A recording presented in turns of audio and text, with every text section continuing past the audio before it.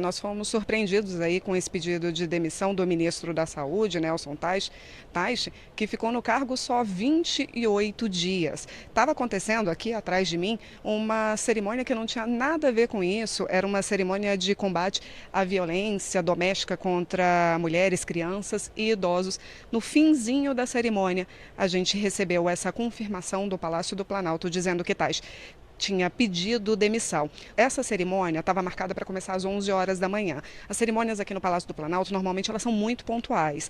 E ela começou a demorar e começou por volta de 11h20 da manhã.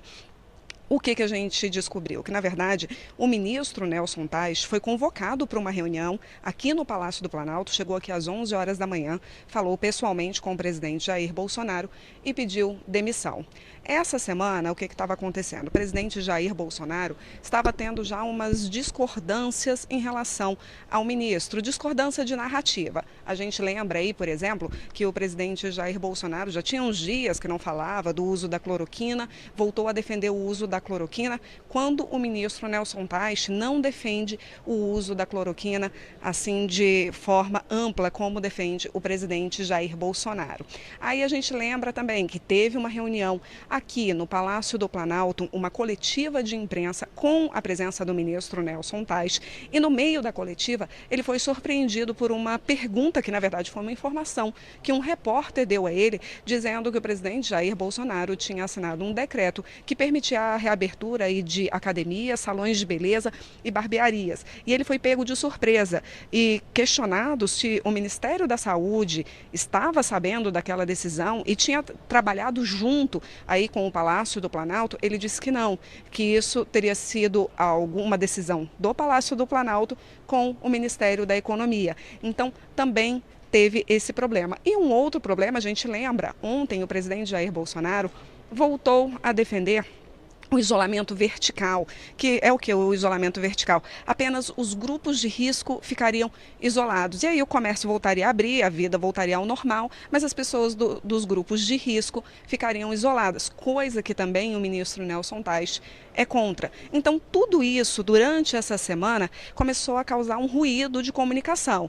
Claramente, a gente estava vendo um movimento de que as narrativas não estavam se encontrando. No entanto, a gente não esperava que esse pedido de demissão acontecesse de forma tão rápida, tão abrupta, aí 28 dias, segundo o ministro que sai em meio a uma pandemia. A gente lembra que o ministro Mandetta saiu também no meio do furacão, e agora o ministro Nelson Teich também saindo, sendo que o ministro Nelson Teich não completou nem um mês. A expectativa aqui é que o número 2, o general Eduardo Pazuello, fique no lugar de Nelson Teich.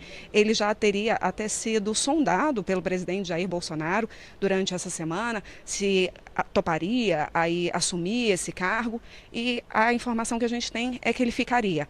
Mais uma informação de bastidor.